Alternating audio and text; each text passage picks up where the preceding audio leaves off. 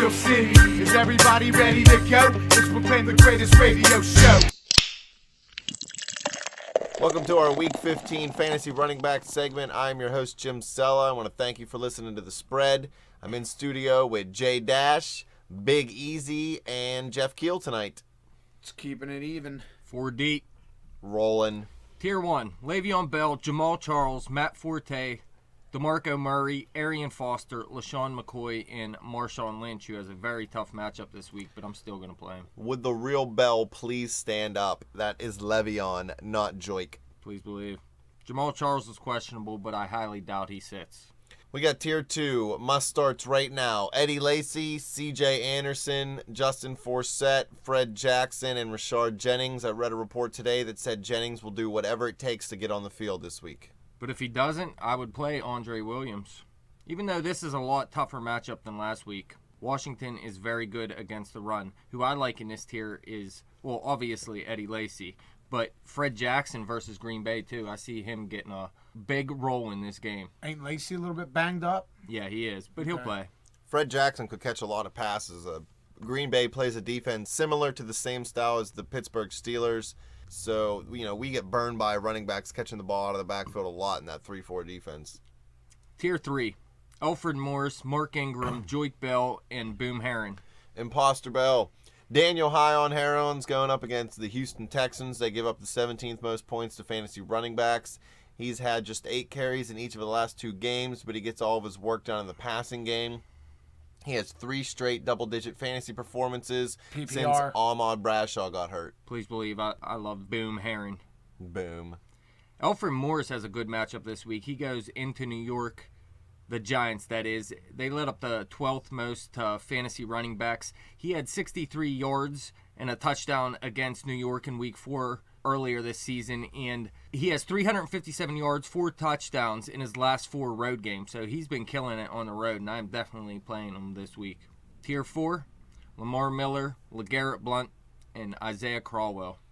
Well, LeGarrette, I like to quit on my team. Blount is going up against Miami. They give up the 13th most points to fantasy running backs. He had 20 carries last week, but only 66 yards. He had 78 yards and 2 touchdowns in his only home game with New England in Week 12 versus a strong run defense in Detroit. But going up against Miami's defense, they're not the greatest. They're not the worst. You never know with running backs in Bill Belichick's offense. You never know who's going to get the start or who's going to get the carries. You fumble once and you're benched for 3 weeks. But he's probably their best back. So if they're smart, they'd feed him the rock. They have been feeding him the rock recently, and he's taken over the number 1 role. Jonas Gray isn't being used at all. And really, Shane Vereen hasn't done much either since Blount took over the number 1 duties. Maybe Belichick likes to smoke blunts too. Tier 5, we got Steven Jackson, Jeremy Hill, Latavius Murray, Shane Vereen, who's questionable, and Jonathan Stewart. Steven Jackson going up against the Pittsburgh Steelers is quite interesting. The Steelers give up the 13th fewest points to fantasy running backs.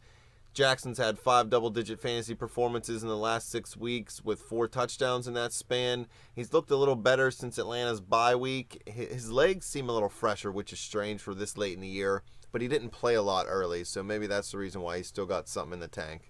Yeah, he's been killing it recently. The guy I like here is Latavius Murray. He goes into Kansas City, so it is a tough matchup. They led up the 10th fewest to fantasy running backs. But he had 23 carries for 76 yards last week versus a very good run defense in San Francisco.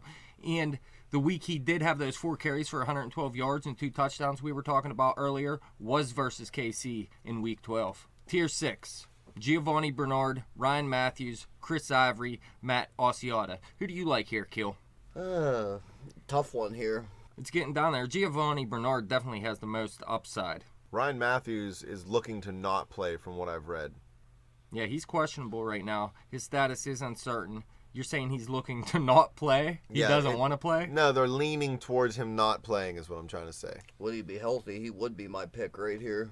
I've always been a Ryan Matthews fan. Whenever he does play, he produces results. He just has a hard time getting on the field. He has 2 TDs in his last 3 games, but he doesn't get a lot of carries. And this is going to be a game that I believe Denver is going to be up and San Diego is going to be passing a ton. And Ryan Matthews isn't used heavily in the passing game. I like Chris Ivory in this tier. He's going up against Tennessee, who's just getting torched by every running back in the league. Ivory had 16 carries in each of the past 2 games with 135 yards in that span. I think he can do that in just this game alone. He has no touchdowns in the passing game, and he's had 5 straight single-digit fantasy performances. But I'm telling you guys, this is going to be the one week where he's going to blow up. Either him or if Michael Vick plays, Vick will be able to run. But whoever has the ball in their hands can just run right down the field on Tennessee, and they don't even bother to try to tackle you. Yeah, Chris Johnson's been getting more playing time recently, but I still like Chris Ivory as the better back in New York. Tier 7, Reggie Bush, Pierre Thomas, Chris Johnson, Marcel Reese, and Frank Gore. Pierre Thomas rolling into Chicago. The Bears give up the 15th most points to fantasy running backs. That Bears defense has not been anything close to what it was in the past. Thomas doesn't get many carries, but he's still involved in the passing game. The Saints are still involved in the race for the division, even though I think they're 5-8. Thomas hasn't been very productive over the last 2 games, and he remains an iffy play. But if this is the best guy you got and you're taking a chance, I mean, you got to take risks sometimes to win in fantasy, right? I guess so. I mean, would you rather play Bishop Sankey or Darren Sproles? I know Easy would play Darren Sproles over anybody, but... Kiel, you were talking about Reggie Bush in our last segment and how he could come up big. He does have that big play potential, and he's finally healthy, but he's just been irrelevant all season long, and I'm not going to trust him at this point in the season. Maybe if he gets to bang Kim Kardashian, he'll get it back. There's a time to shine. The time is now. When he's on everybody's bench. Tier 8, Doug Martin, Bishop Sankey, Charles Sims, and Darren Sproles. Easy. I know you haven't said much in this segment, but what do you think of Darren Sproles against Dallas? Darren Sproles will get you double D, PPR all night, all day long, whatever. Hey, he's there. It's against Dallas. You know, Philadelphia's going to pull out all the stops. He's getting a touchdown. He might return a punt. He's going to get you all. He's going to get you 10 points. He's going to get you 12 points. I guarantee it. Guarantee. Guarantees double D. Spread guarantee. Easy double D guarantee. That's it. Spread double D's guarantees. Please believe. He can get you 15 to 20 points, but he's still, again, last week, 4 touches. No way I am going to play a guy that... I know. If I had to choose between... 4 touches and they lost. Give him some touches and see what happens. Philly, they know it. They realize it. They're going to have to do it against Dallas. Prime time. Feed him the rock. Feed him. Tier 9, Terrence West, Juwan Thompson, Trent Richardson, Andre Williams, and Brandon Oliver. Real quick, I've never heard Juwan Thompson. Never heard of him. That's Juwan Man Thompson. Juwan Thompson, I've never heard of him. Dash just doesn't like to call him by his right name. Whatever. That is Denver's backup running back right now. Denver's backup running back. Okay. I think, Jeff, he's actually Bat Dad, but he just doesn't wear the costume. Listen, Thompson has an okay matchup this week going at San Diego. They let up the 15th fewest to fantasy running backs. He had 63 yards rushing and 14 receiving last week, so he's not just a dead play in fantasy. He can get you some points, but it still is risky. You never know how much playing time he's actually going to get. Likewise with Terrence West. You know, earlier on in the year, I liked the way this guy was running the football. It looked like Cleveland had themselves a solid football player, so I'd like to see what West can get done in this football game. He did have 15 carries last week, but I like Isaiah Crowell much more than I like Terrence West, and I think Crowell's going to have a decent game. One guy that I don't even think deserves to be as high as Tier 9, and I'm not hating on you, Dash. I'm hating on this guy. TR. Trent Richardson. He's going up against Houston. I don't care if Houston's the worst defense in the league, in the history of the league, in the history of any league.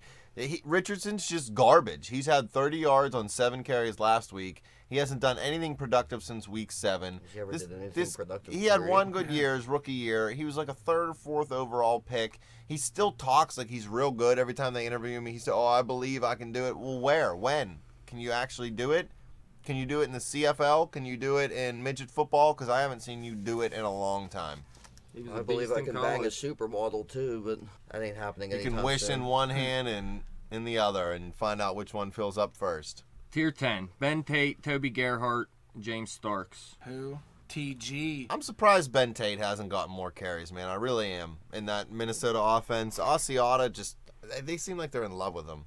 Screw that guy. I actually like Ben Tate coming into this year. I thought he'd be a solid running back. He did have a few good games for Cleveland early in the year, but then when Alex Mack got hurt, he just totally fell apart. Don't even say anything. Easy, I just want to apologize. Nope. I'm going to apologize on the air so that everybody can hear it.